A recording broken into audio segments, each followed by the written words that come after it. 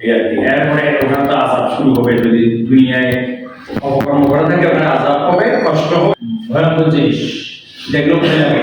আমি দেখেছি আত্মীয়জনের কবর যখন নিচুতে দেখি খুব ভয় লাগে, একটা আতঙ্ক কাজ করে, কারণ অনেক গভীরে তারা কবর দেখছে। মুসলমানরা দেখছেন, আর আমাদের যারা মা বোনরা কিন্তু কবর দেখে না, আসলে যে চেহারাটা কবরের দেখা সুযোগ। কবর কবিতার মূল ভাব হচ্ছে এক গ্রামীণ বৃদ্ধ দাদু, গ্রামীণ বৃদ্ধ দাদু, দাদু মানে দাদা, দাদা আর কি, দাদু তার 5 জন নিকট আত্মীয়কে হারিয়েছেন। 5 জন নিকট আত্মীয়কে তিনি নিজ হাতে কবর দিয়েছেন। এর উপরে এই কবিতাটা রচিত। আমি আবার বলি, কবর কবিতায় আমরা দেখতে পাই এক গ্রামীণ বৃদ্ধ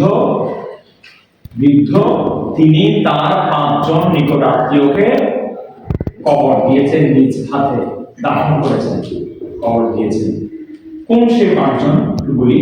দেখুন আমার প্রিয় শিক্ষার্থীরা, আমার এই লেকচার থেকে আপনারা অনেকগুলো এমসিকিউ, জ্ঞানমূলক বা অনুধাবনমূলক প্রশ্ন শিখতে পারবেন। একটু মনটা রাখতে হবে এদিকে। হ্যাঁ,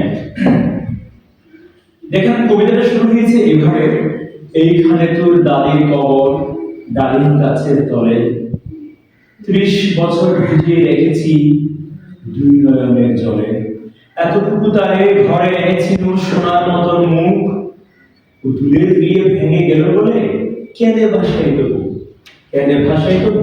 এই যে এভাবে শুরু হয়েছে। এখানে প্রথমে আছে বৃদ্ধের স্ত্রীর কথা। দেখুন, এক গ্রামীণ বৃদ্ধ তার একমাত্র অবলম্বন নাতির কাছে 5টা কবরের বর্ণনা দিলেন। বৃদ্ধ তার নাতির কাছে 5টা কবরকে পরিচয় করিয়ে দিবেন। প্রথমে বলছে বৃদ্ধের স্ত্রীর কবর। একটু সম্পর্কগুলো মনে রাখতে হবে। বৃদ্ধের স্ত্রী হলে বৃদ্ধের যে নাতি তার কি হয়? দাদি। এইখানে তোর দাদির কবর। নাতিকে বলছে এখানে তোর দাদির কবর, আজ থেকে 30 বছর আগে মারা গিয়েছে। এই ডালিম গাছের তলে আমি নিজ হাতে কবর দিয়েছিলাম। তাহলে কত বছর আগে মারা গেছে? 30 বছর আগে। 30 বছর ভিজে রেখেছি 2 নয়নের জলে। এখানে বৃদ্ধ তার স্ত্রীকে কবর দিয়েছিল 30 বছর আগে।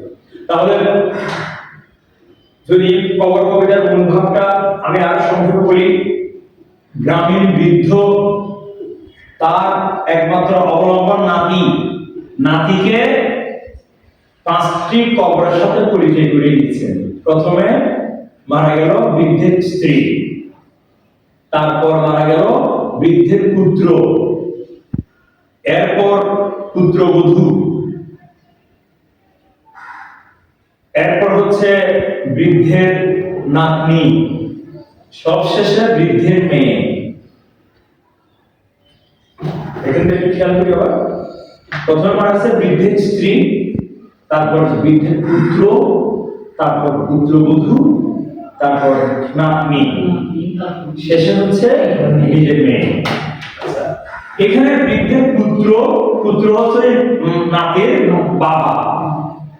বৃদ্ধের যে পুত্র হচ্ছে নাতি, যে নাতিকে কবরগুলোর সাথে পরিচয় করিয়ে দিচ্ছে সে নাতির বাবা। আর বৃদ্ধের যে পুত্রবধূ হচ্ছে নাতির মা। তারপর